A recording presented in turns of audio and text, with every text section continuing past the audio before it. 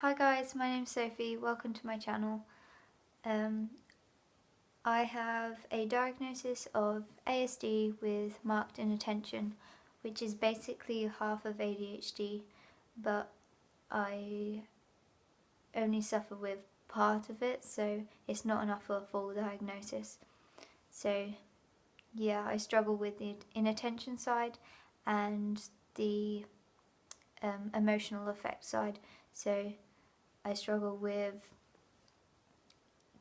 learning to keep control of my emotions and dealing with them. So if I feel something, I feel it to the max and find it hard to control, which most of the time it comes out as stimming, which is more to do with the autism. But yeah, so that's my diagnosis. I got my diagnosis about a year and 3/4 ago, and so yeah, it's quite a late diagnosis for autism, I think. Yeah, not too sure about that, but I think it's pretty late. It was around 18 years of age, so yeah. I think for most people, they only seek help when, that their condition is affecting them so much in their life that they really need help, and that was just the case for me. I got to the point where my disorder was just affecting my life so much that it was affecting my mental health, just my life in general, and yeah, I went and saw a psychologist. Psychologist saw me twice, just figured me out completely. Referred me to another psychologist which specialised in autism, and yeah, it just went from there. So that's how I got my diagnosis. Since I've got my diagnosis, I feel like I'm saying diagnosis too much. I'm sorry. Yeah, since I've found out I have ASD, it's been kind of like finding out your gender. You know who you are, you know where you fit in, you know what to expect from yourself. You can stop being so hard on yourself because you know it's where your brain works. You can't be mad at yourself for that. It's how you're made up, Yeah, so in that respect, it's really helped me, and also I can find out a lot of what I suffer with. Lots of other people with autism suffer with that, so there's lots of ways to help cope, and yeah, so 2 major ways that's really helped me. And also I've been getting support in regards to my education, and yeah, it's just been, I couldn't have asked for any better help really. I've received at uni, so so I'm just going to talk a bit about my life so far, and yeah, just see where it takes me really. So when I was born, I didn't have any complications, apart from my foot was bent all the way back to my leg. So this is my foot, this is my leg, and that was touching my leg. So my mum had to do exercises to get it back down again. But that was the only thing really. I know a lot of people with autism are born with lots of complications, but that wasn't the case for me. I just cried a lot when I was a baby, like ridiculously. My mum tells me about it all the time. You were a terrible baby. But yeah. So yeah, growing up, all my milestones were reached normally. I was just a normal kid, really.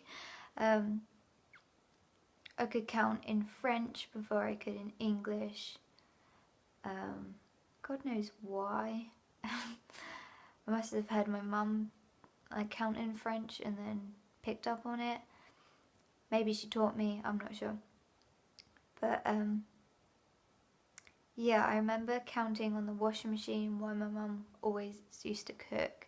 I used to sit on the washing machine and count to 100 whilst tapping my feet against the drum. Like 1, 2, 3. I used to do that quite a lot. So that's so sort of a early memory I have.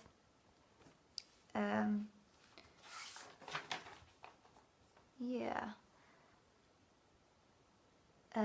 bedtime stories when I was that young, say 3, 4. Didn't like them at all. I never used to get make-believe. Like, I'd always be like, Dad, that's not real. I don't understand that. So I had these posters on my wall from like a very young age. And I had the human anatomy of the body with all the bones in, and I used to have the solar system with all the constellations of the stars as well. So my dad used to read those out to me at night time, and my mum obviously, when my dad couldn't. And yeah, I had that instead of a story, and I loved it. So, way to go, parents. That was really bad. Okay. Okay, so yeah, when I started school, I read my school reports, and all of them have said, Sophie doesn't engage in class activities, Sophie sits on her own in the reading corner and stuff like that. So I don't think I engaged very much. I remember the only early memory I have from there is I was in the home corner one time, and I was playing with the doll's house, and when I say playing, I was arranging all the stuff, so all the furniture, and just putting them how I wanted it. I remember another little girl coming up to me and picking up the stuff and be like, oh, let's play, you know. And I just remember getting so upset because she had moved all my stuff that I'd arranged.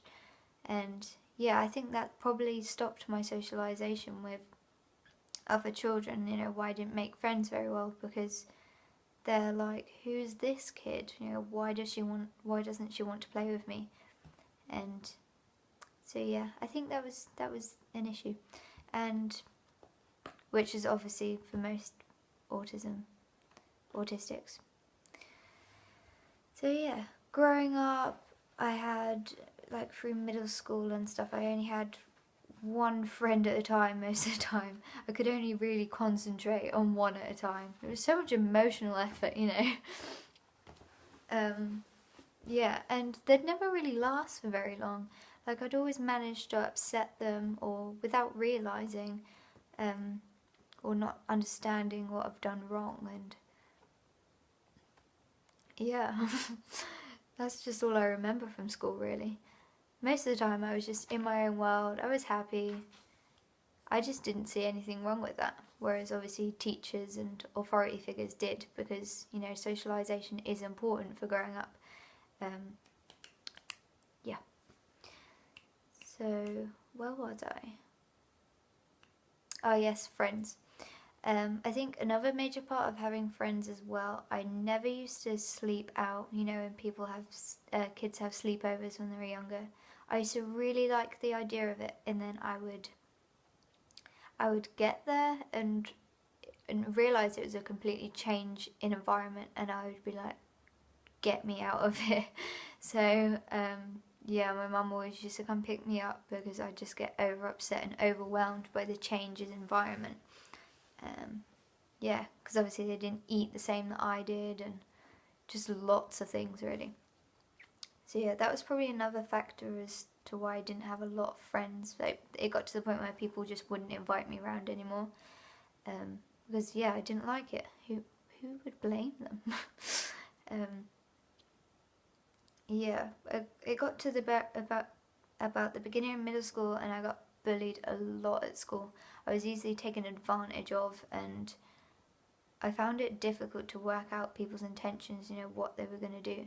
And so, yeah, people would take advantage of me, or take the mick out of me, and I wouldn't realising they were, and, you know, I was a bit of the joke. So, yeah, that's quite sad, really. But when I was in middle school, I joined a local karate club, and I still train there now. It really helped boost my self-confidence, and if I didn't have that, I don't think my socialization would be as good now, as enabling me to go to uni and things like that, that really brought me out of my shell a bit, as max as you can with an ASD disorder, you know. But yeah, took me self-control. Love it. Basically, they're like my second family. And yeah, I owe a lot to them. So I'm really grateful I found something like that, because you know most people with autism don't. Um, yeah. So I got to, yeah, I'm going to move on to high school now. Yeah, I think so. Yeah, high school now.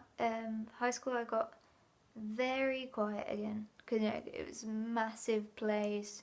It was very overstimulating. I used to get home and cry a lot from from the overstimulation and meltdowns. People just thought I was different. Just didn't feel like I felt fitted in. Like I never did when I was younger or before I got my diagnosis even. People would be like, I'd be stimming and people would be like, why are you doing that? Well, you look so stupid, you look like a spastic, or they'd say stuff like that, and I'd just be like, how rude. But yeah, that's how it was really. I had a few friends in high school, but I'd always managed to upset them, and same in college as well, and I just don't know how I did that. I think it's because people repeat stuff to me a lot if they don't like something, and I just forget, or I'm just not very in tune with other people's emotions. So if they're upset, I won't ask them unless they tell me, you know, I'm upset. So I think it's towards the emotional side as well. You know, friends are supposed to be there for each other, but if you have the incapability of recognizing people's emotions, that can be really difficult. So I think that's a major issue, but I'm getting better at it, I must admit. So yeah, I went on to college and done my A-levels, and this is where I really slipped up, because when you get to that age and you melt down a lot and people will just become less tolerant of it, you look like you're having a tantrum without the the diagnosis or the label. People just don't understand. They think you're basically a brat. So that's how I got labelled.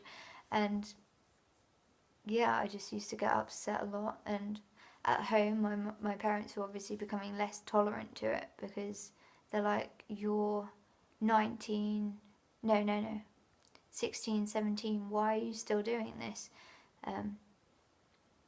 So yeah, so they saw meltdowns as misbehaviour, and I'd be very short-tempered at that age. So I'd have so much stress from college and socialising people in the day, and yeah, it just the more and more pressure was built on me, the less and less I coped, and I took that out on my family, definitely. And they got upset with me once, and they were like, if you don't like the rules of our house, then something's going to have to be done about it. And I took that as I had to move out. I took it absolutely literally, and I moved all my stuff. Even my bed was gone. My mum got home and my whole room was empty because I'd taken everything so literally. So yeah, that was when I left home. I basically stayed on my aunt's couch and stuff like that. But me and my parents get on absolutely fine now. They understand me, they understand why I do, and they're absolutely wonderful. I love them. But at the time, I just took everything literal. And yeah, it was just all one big confusion. If that's a word, I don't know.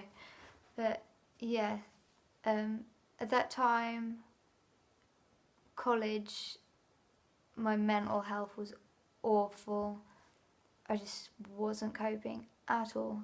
And when I got to uni, I would think I was probably just a write-off. And yeah, that's how I got help.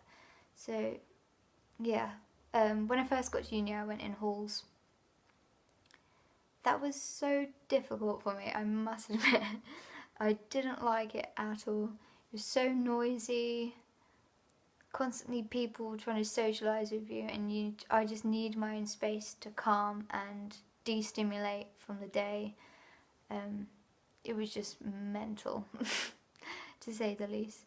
But you know, it's different for all autistics. Some people don't. Some people with ASD, you know, like halls, and I know a few people on my course that have ASD, and they've coped with halls kind of fine, you know. But yeah, I just couldn't cope with it. And yeah, so now I'm in my own place with my partner, and I live, I bus to uni every day, so I live quite a way away from my university, but I find that easier. I can come home, destimulate, and we have a lovely dog, which really, really helps with my just coping in general. Dogs are amazing. So yeah, that's basically my life. So there'll be loads more videos to come, I presume. Feel free to comment down below or ask any questions. Yeah, or just chat, I don't know. So yeah, thank you ever so much for watching. Speak to you guys soon. Bye.